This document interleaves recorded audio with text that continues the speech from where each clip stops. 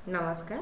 মোৰ নাম শ্ৰী ৰিমঝিম বৰদলৈ মই চৰকাৰী আদৰ্শ মহাবিদ্যালয় কাজিৰঙাৰ এগৰাকী অৰ্থনীতি বিভাগৰ অধ্যাপিকা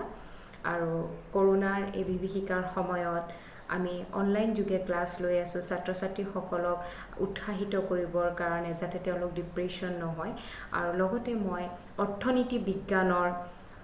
যিখিনি সাধাৰণ জ্ঞান যিখিনি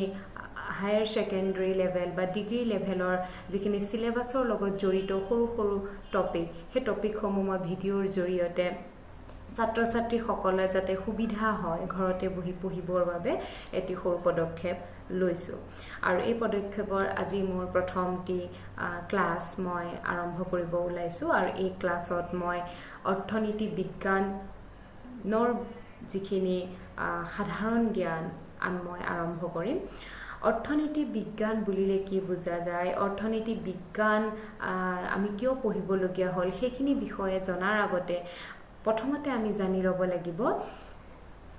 অৰ্থনীতি বুলিলে কি বুজা যায় প্ৰথমতে আমাৰ আইডিয়াটো ক্লিয়াৰ হ'ব লাগিব যে অৰ্থনীতি মানে কি তাৰ পিছত আমি অৰ্থনীতি বিজ্ঞানলৈ যাম first we have to clear the meaning of economy তাৰ পিছতহে আমি কি বুজিবলৈ যাম ইকোনমিক্স কাক বোলে ইকোনমি Simply যদি আমি ক'বলৈ যাওঁ economy is a system which provides the people the means to work and earn a living অৰ্থাৎ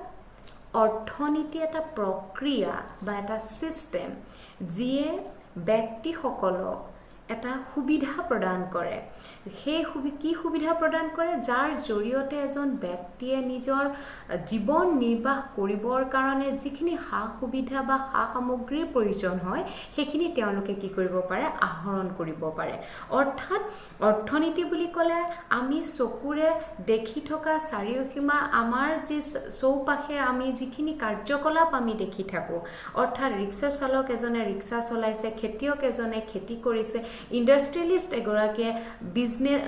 ইন্ডাষ্ট্ৰিত বস্তু উৎপাদন কৰিছে বিজনেছমেন এজনে বিজনেছ কৰিছে তেওঁলোকে এই যে কাৰ্যকলাপসমূহ কৰি আছে এইখিনি অৰ্থনৈতিক কাৰ্যকলাপৰ ভিতৰত পৰে আৰু এই কাৰ্যকলাপসমূহ কৰি তেওঁলোকে এটা ইনকাম আয় এটা পাইছে যাৰ জৰিয়তে তেওঁলোকে নিজৰ অভাৱসমূহ পূৰণ কৰিছে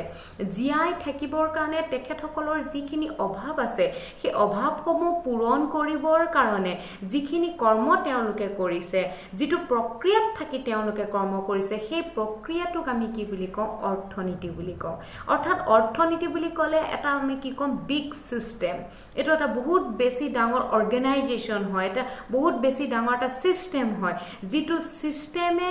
আমাক জীয়াই থাকিবৰ কাৰণে যিখিনি বস্তুৰ প্ৰয়োজন যিখিনি সামগ্ৰীৰ প্ৰয়োজন আমাক যিখিনি ইনকামৰ প্ৰয়োজন সেই ইনকামখিনি আহৰণ কৰিবৰ কাৰণে সেই সুবিধাখিনি প্ৰদান কৰে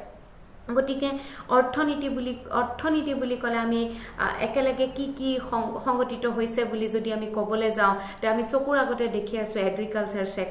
এগ্ৰিকালচাৰত খেতিসকল লাগি আছে তাত খেতি কৰিছে উৎপাদন কৰিছে বিক্ৰী কৰিছে যিটো পইচা পাইছে তেওঁলোকে নিজৰ অভাৱসমূহ পূৰণ কৰিছে ঠিক তেনেদৰে আমাৰ transport sector communication sector industrialist sector service sector etcetera বুলি আমি ক'ব পাৰো অৰ্থাৎ যিটো প্ৰক্ৰিয়াৰ জৰিয়তে মানুহে জীৱন নিৰ্বাহ কৰিবৰ কাৰণে সা সুবিধাখিনি আহৰণ কৰিব পাৰে সেই প্ৰক্ৰিয়াটোকে আমি অৰ্থনীতি বুলি কওঁ গতিকে একন্তে আমাৰ অৰ্থনীতিৰ কনসেপ্টটো আমাৰ ক্লিয়াৰ হৈছে তাই মই যেহেতু অলপ আগতে কৈছোৱে যে অৰ্থনীতিখনত জীৱন নিৰ্বাহ কৰিবৰ কাৰণে আমি প্ৰত্যেকজন ব্যক্তিয়ে কি কৰি আছো ৰাতিপুৱা শুৱাৰ পৰা উঠাৰ পৰা ৰাতিলৈকে আমি কিছুমান অৰ্থনৈতিক কাৰ্যকলাপ কৰি আছো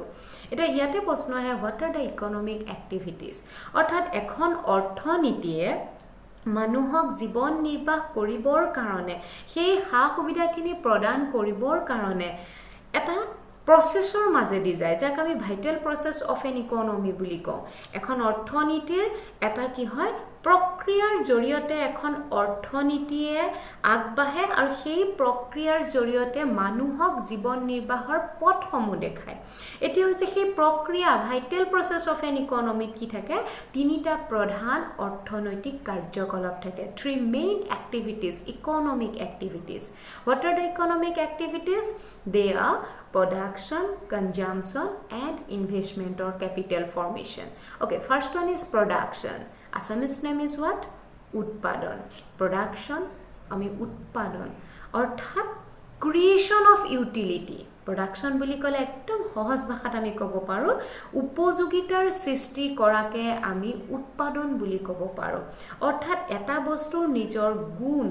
নিজৰ গুণখিনি তাক আমি যদি সম্পূৰ্ণৰূপে ৰূপান্তৰ কৰি আন এটা দ্ৰব্যলে তাক পৰিণত কৰো সেই যিটো প্ৰক্ৰিয়াৰ মাজেদি আমি পৰিণত কৰো সেই প্ৰক্ৰিয়াটোক আমি কওঁ উৎপাদন transformation of an input to output the process of transformation of an input to output is known as production বা আমি ক'ব পাৰো creation of utility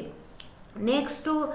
আমাৰ activity হৈছে consumption অৰ্থাৎ আমি উপভোগ কৰো production sector-এ produce কৰিব হে produce কৰা বস্তুখিনি বিক্ৰী কৰা মানে কি আমি কিনিলো অৰ্থাৎ আমি উপভোগ কৰিলো consumption মানে উপভোগক আমি কি বুলি কওঁ destruction of utility অৰ্থাৎ উপযোগিতাৰ আমি ধ্বংস কৰিলো অৰ্থাৎ উপভোগ কৰি দিয়া মানে তাৰ যিটো উপযোগিতা আছিল হেতু শেষ হৈ গল বুলি কোৱা হয় আৰু 3 নম্বৰ এক্টিভিটিটো হৈছে বিনিয়োগ বা আমি কওঁ ক্যাপিটাল ফৰ্মেশন বা ইনভেষ্টমেন্ট বিনিয়োগ মানে হৈছে ইনভেষ্টমেন্ট মানে হৈছে addition to the existing stock of capital অৰ্থাৎ যিমানখিনি মূলধন আমাৰ মজুদ আছে হে মজুদ থকা মূলধনখিনিত যদি আকৌ আমি এড কৰো যোগ দিও আৰু আমি যদি তাত বহাও তেতিয়া আমি তাক কওঁ বিনিয়োগ বুলি কওঁ এই তিনিটা কাৰ্যকলাপৰ বাহিৰো আৰু দুটা ইম্পৰ্টেন্ট কাৰ্যকলাপ আছে হেতু হৈছে ডিস্ট্ৰিবিউশন আৰু আমি কি বুলি ক'ব পাৰো এক্সচেঞ্জ দুটা অৰ্থাৎ অৰ্থনৈতিক কাৰ্যকলাপ বুলি ক'লে আমি তে কি কম production consumption investment and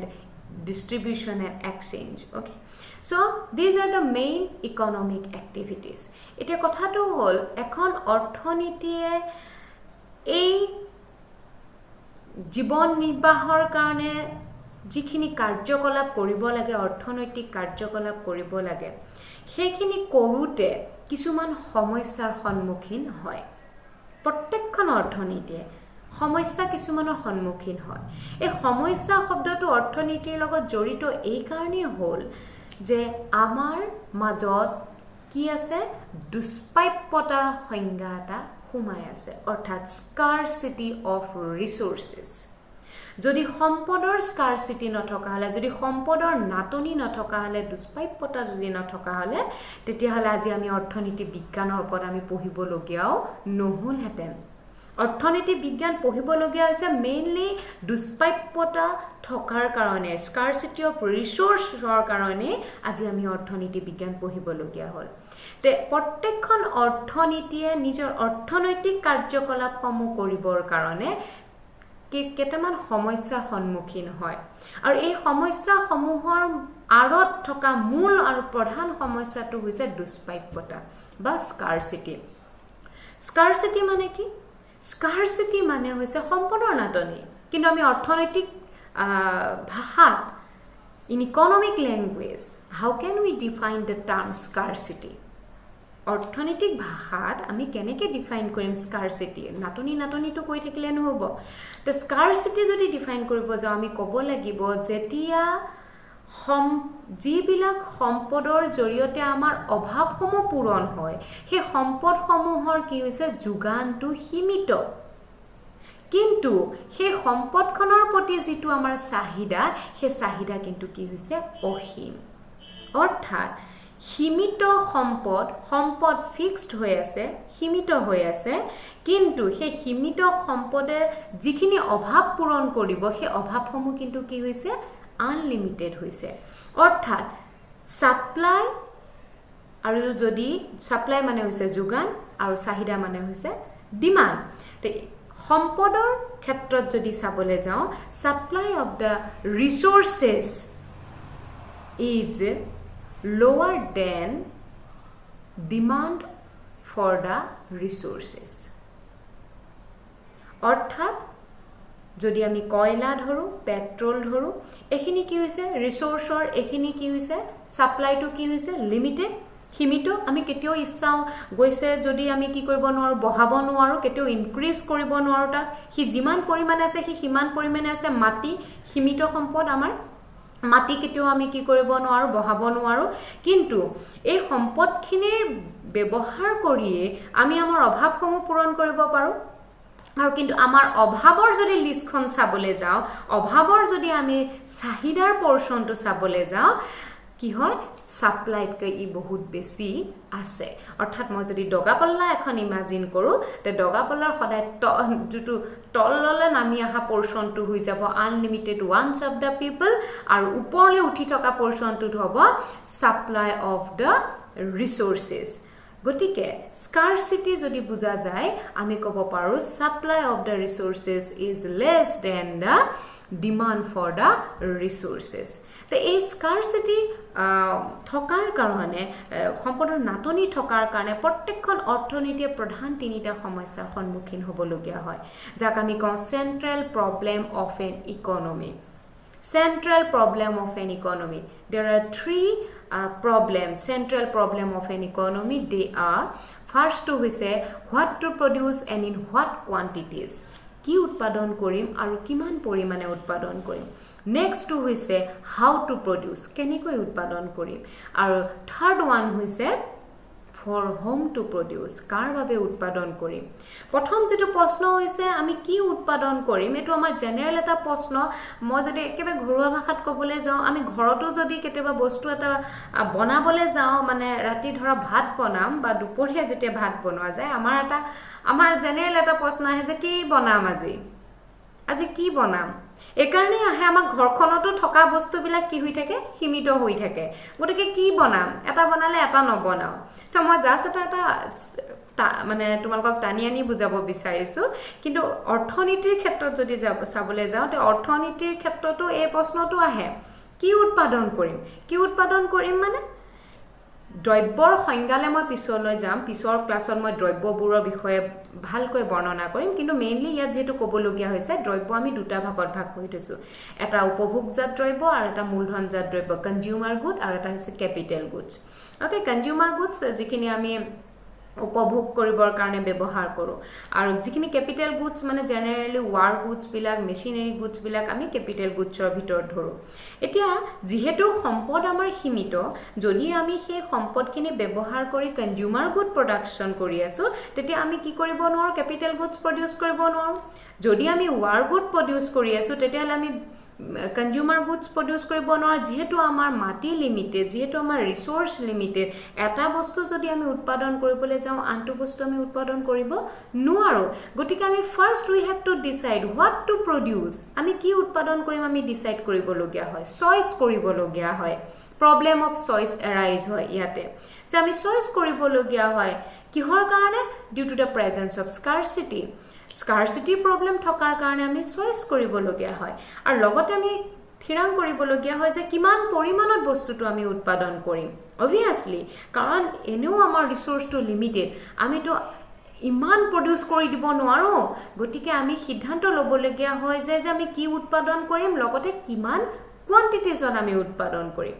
next question to has a how to produce এই প্ৰবলেমটো এই কাৰণে আহিলে কাৰণ প্ৰত্যেকখন অৰ্থনীতিয়ে বস্তু উৎপাদন কৰাৰ ক্ষেত্ৰত দুটা টেকনিক প্ৰযুক্তি ব্যৱহাৰ কৰে এটা হৈছে লেবাৰ ইন্টেনসিভ টেকনিক আৰু এটা হৈছে ক্যাপিটাল ইন্টেনসিভ টেকনিক অসমীয়াত যদি ক'বলৈ যাওঁ এটা শ্ৰমিক প্ৰধান প্ৰযুক্তি আৰু এটা হ'ব কি মূলধন প্ৰধান প্ৰযুক্তি গতিকে হয় শ্ৰমিক প্ৰধান প্ৰযুক্তি ব্যৱহাৰ কৰিব লাগিব নহলে মূলধন প্ৰধান প্ৰযুক্তি ব্যৱহাৰ কৰিব লাগিব এটা শ্ৰমিক প্ৰধান প্ৰযুক্তি মানে কি য'ত শ্ৰমিকৰ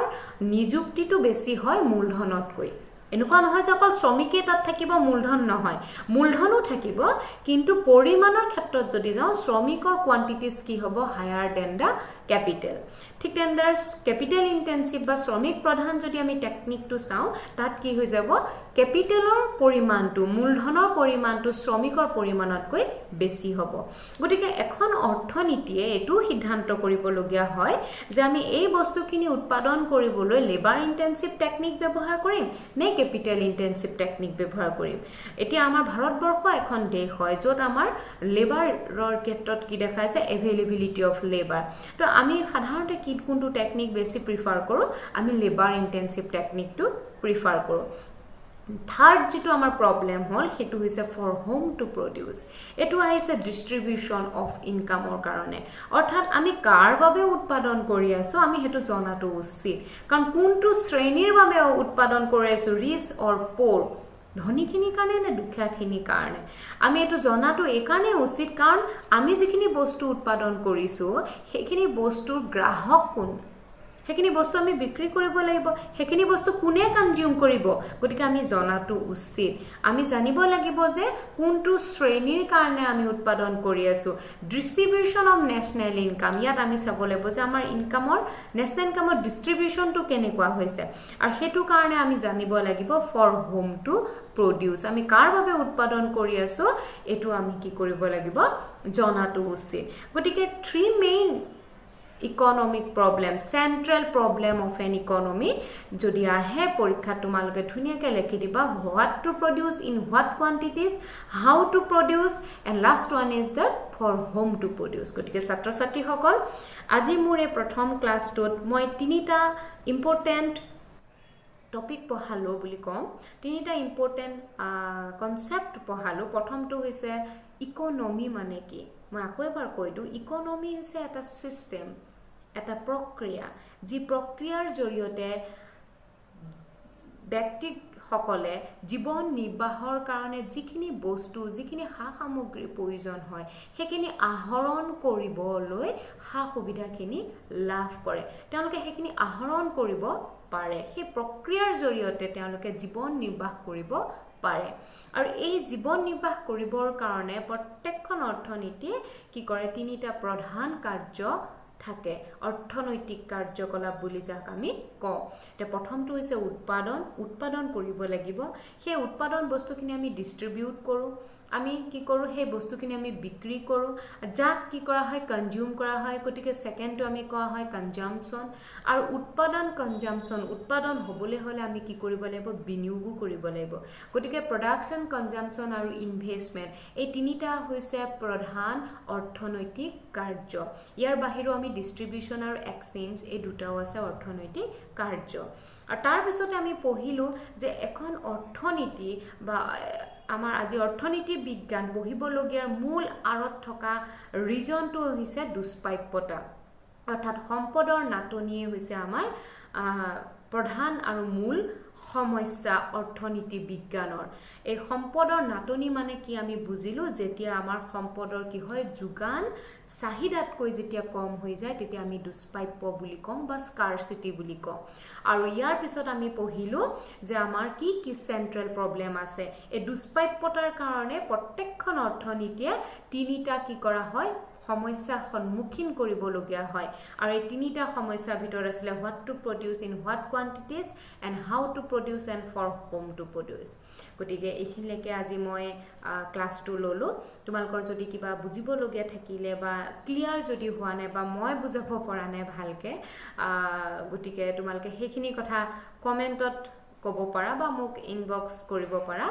গতিকে নেক্সট ক্লাছত আমি পঢ়িম ইকোনমিক সিস্টেমৰ ওপৰত ইকোনমিক সিস্টেম কাক বোলে আৰু ইকোনমিক সিস্টেমৰ টাইপস কি আছে সেইখিনিৰ ওপৰত মই নেক্সট ক্লাছটো লম গতিকে এইখিনিকে কৈ মই ধন্যবাদ দিছো